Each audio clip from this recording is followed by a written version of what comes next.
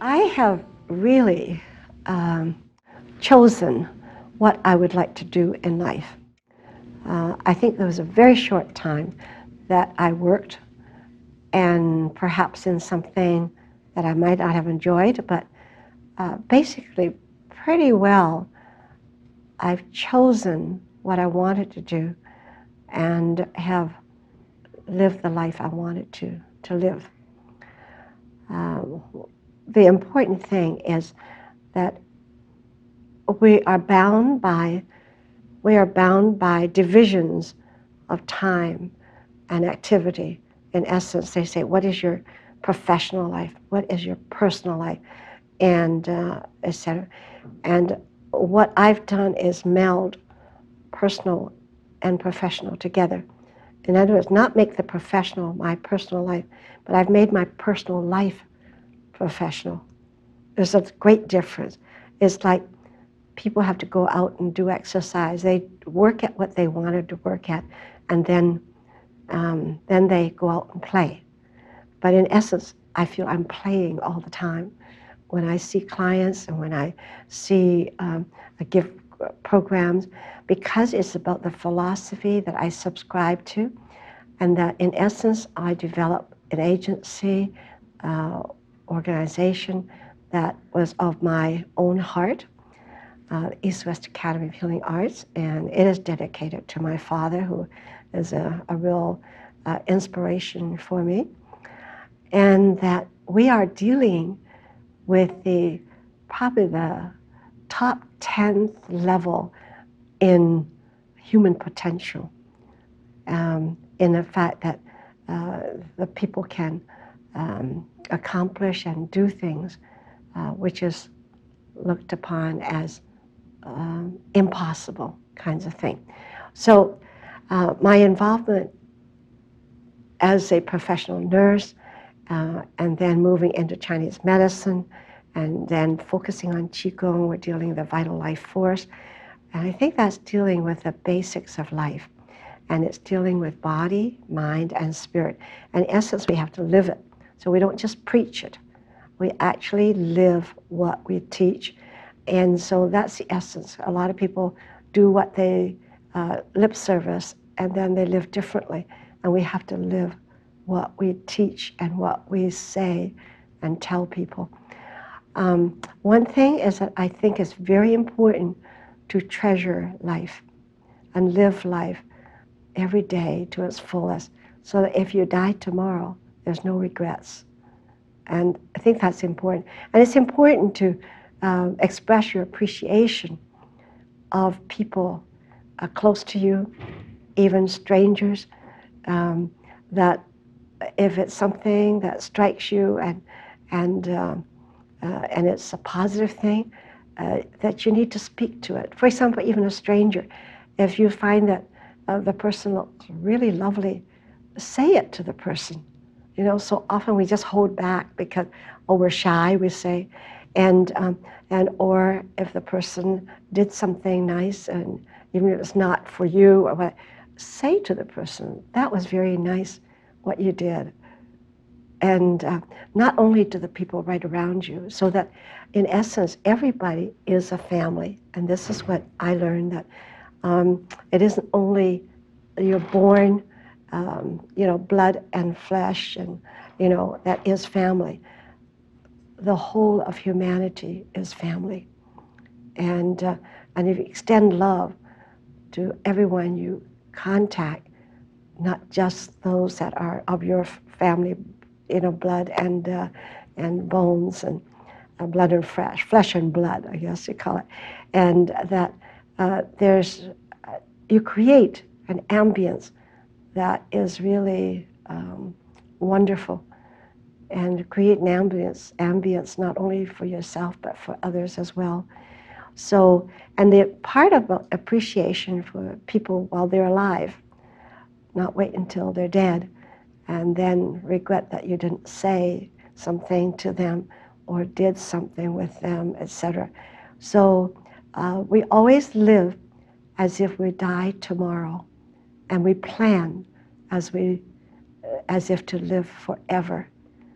And so And another philosophy that it's actually a couple of philosophies that I always carry through from my father, is this, that whatever you do, even if it's cleaning a toilet, or mundane activity, do it the best you can.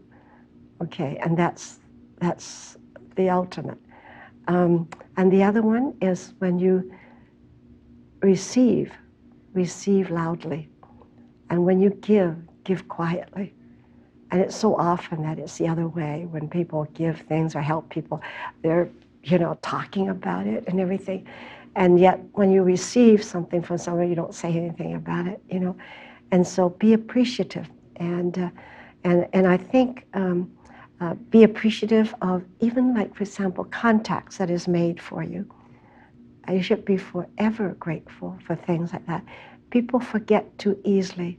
And sometimes people make a big effort to help you, meet a certain person that really puts you in a certain position that you can achieve what you want, and not necessarily even to a higher level, but your vision, your goals, that it helps you achieve and move along. And people forget that sometimes very quickly.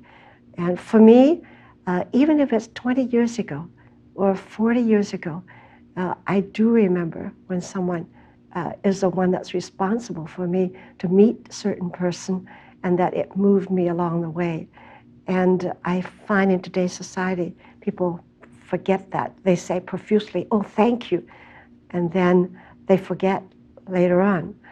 And so if we remember things like that and treasure things like that, then it makes our life fuller now.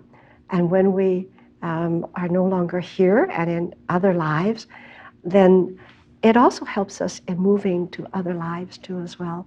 I think that love and care are two things which is the basis of life. And we talk about achievement and everything.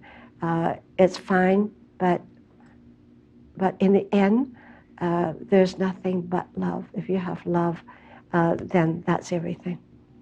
And now I don't mean to belittle the family. The family is very important. Like flesh and blood family is very important. But because of today's world, how small it is and how quickly we can travel to the other ends of the earth, and that we're meeting more people and et cetera, that we must look at everybody as family, not just your flesh and blood. And of course, your parents, your brothers, sisters, they are very important. They're probably most important, but sometimes we stop there. And the family of man or human or,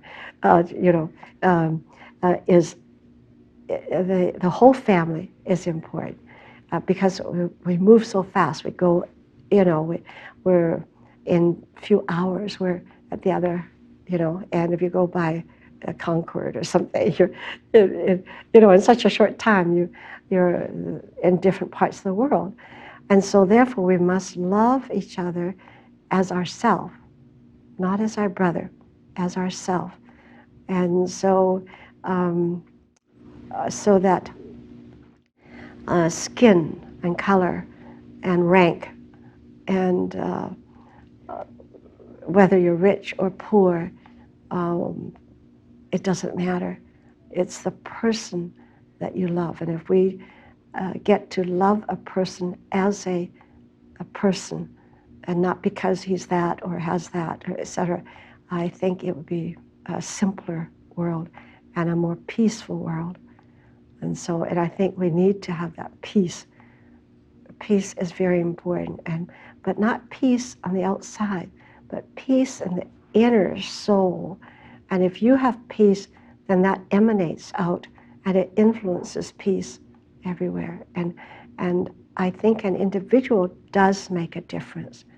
A lot of people say, well, what can one person do? One person can change the world, and you've seen that.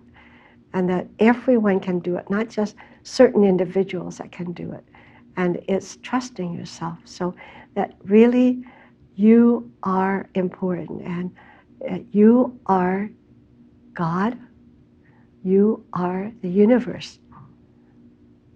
And God is you, and the universe is you, because in your energetics, there is no ending to the energy, the chi, the energy. It's fusing in, the integration of everything is there, and we cannot separate compartments of thought and existence.